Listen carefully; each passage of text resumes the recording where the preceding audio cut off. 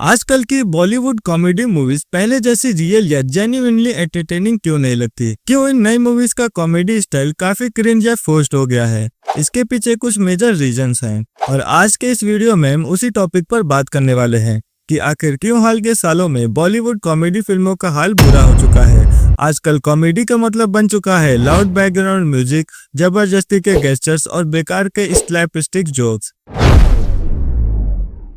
अब देखो, कॉमेडी हमेशा से बॉलीवुड की सबसे पॉपुलर शैलियों में से रही है। एक ऐसी जॉनर जो दर्शकों को हल्की फुल्की कहानी और हंसी के जरिए रोजमर्रा की टेंशन से दूर ले जाती है। और अगर बात करें Y2K यानी 2000s की, तो सच में ये हिंदी सिनेमा का गोल्डन एरा था। सोचो जरा, गोलमाल, चुपके चुपके, हेरा फेरी, फिर हेरा फेरी, चुप चुपके, माला माल वीकली, दे दनादन, अंदाज अपना अपना, वेलकम, हंगामा, नो एंट्री। लिस्ट इतनी लंबी है कि गिनते गिनते ही टाइम निकल जाए। उठा ले रे देवा, उठा ले रे बाबा, मुझे अमीर को नहीं रे, ये दो गरीबों को उठा ले। हेरा फेरी का ये आइकॉनिक डायलॉग, चाहे आप मिलेनियन हो, जेन जी हो या फिर जनरेशन अल्फा, ये डायलॉग हर किसी को हंसाने की ताकत रखता है। याद करो, गोलमाल 3 फिल्म हिट और मिस थी, लेकिन उसमें भी कुछ ऐसे सीन्स थे जिन्होंने सबको हंसा हंसा कर लोटपोट कर दिया था। अरे कहाँ राजा भोज और कहाँ गंगू तेली? वो दोनों कहाँ हैं मुझे नहीं मालूम। या फिर उनका ये डायलॉग, प्रेम चोपड़ा साहब, जिनके घर शीशे के होते हैं ना, वो बेसमेंट में कपड़े बदलते हैं। ये सब टाइमिंग और सरप्राइज फैक्टर थे जिनसे हंसी अपने आप निकल जाती थी। इसी तरह दे दनादन का ये सीन देखो। सर शक्कर कितनी लेंगे? 2 चम्मच। सीधा कॉमिक टाइमिंग। यही वजह है कि आज भी वो डायलॉग्स मीम बन के घूमते रहते हैं। लेकिन सवाल ये है कि आज की कॉमेडी क्यों फेल हो रही है? तो सबसे पहली चीज है, पहले फिल्म में स्क्रिप्ट टाइट होती थी, कैरेक्टर्स की क्विक्स यानी उनकी छोटी छोटी आदतों से हंसी निकलती थी। हेरा फेरी अपने मिसअंडरस्टैंडिंग और बाबूराव राजू शाम की केमिस्ट्री की वजह से आइकॉनिक बनी।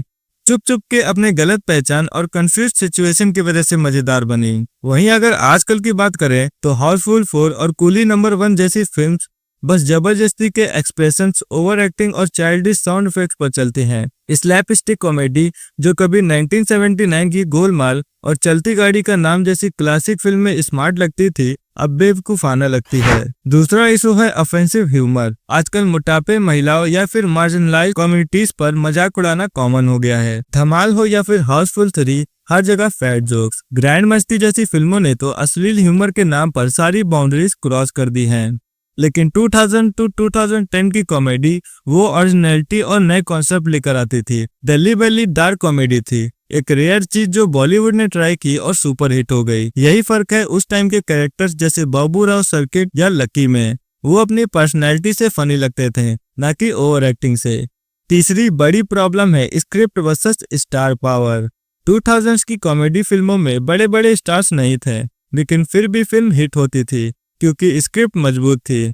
एग्जाम्पल के लिए भेजा फ्राई ही ले लो, ये एक छोटे बजट की फिल्म थी, अननोन एक्टर्स, लेकिन सिचुएशन कॉमेडी और राइटिंग इतनी स्ट्रांग थी कि ऑडियंस हंसते हंसते रो दी। अब देखो, जुड़वा 2 और कूली नंबर 1 जैसी फिल्म पूरी तरह वरुण धवन की प्रेजेंस पर टिकी थी और रिजल्ट ये हुआ कि ये फिल्म प्रेडिक्टेबल, बोरिंग और फॉरगेटेबल हो गई।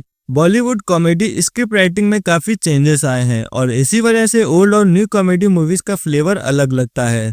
पहले की राइटिंग की बात करें तो पुरानी कॉमेडी मूवीज जैसे हेरा फेरी, गोलमाल, अंदाज अपना अपना, चुप चुप के की script situational comedy, witty one liners और नेचुरल मिसअंडरस्टैंडिंग पर बेस्ड होती थी। कैरेक्टर क्विक्स और कॉमन लाइफ सिनेरियोस को यूज करके जोक्स क्रिएट होते थे। डायलॉग और ह्यूमर ऑर्गेनिक था, ऑडियंस को स्टोरी में इमोशन मिलता था, ना कि सिर्फ जोक्स। और आजकल की राइटिंग की बात करें तो मॉडर्न बॉलीवुड कॉमेडी अब लाउडनेस, फोर्स्ड स्लैपस्टिक और साउंड इफेक्ट पर ज्यादा डिपेंड करती है।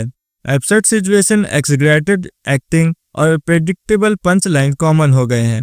अब फ्रिक्वेंटली स्क्रिप्ट में ऑफेंसिव या क्रिंज जोक्स, बैकग्राउंड नॉइसेस और स्टार पावर की रिलायंस देखने को मिलती है, क्लेवर राइटिंग की जगह। तो दोस्तों, 2000 और अर्ली 2010 की कॉमेडी ने हमें हंसाया भी और यादें भी दी, लेकिन आज बॉलीवुड को लाउड बैकग्राउंड म्यूजिक और फोर्स्ड जोक्स छोड़कर वापस ओरिजिनल राइटिंग और कैरेक्टर ड्राइवन कॉमेडी पर काम करना होगा, क्योंकि असली हंसी बैकग्राउंड साउंड से नहीं बल्कि एक सही जगह पर पंचलाइन से आती है।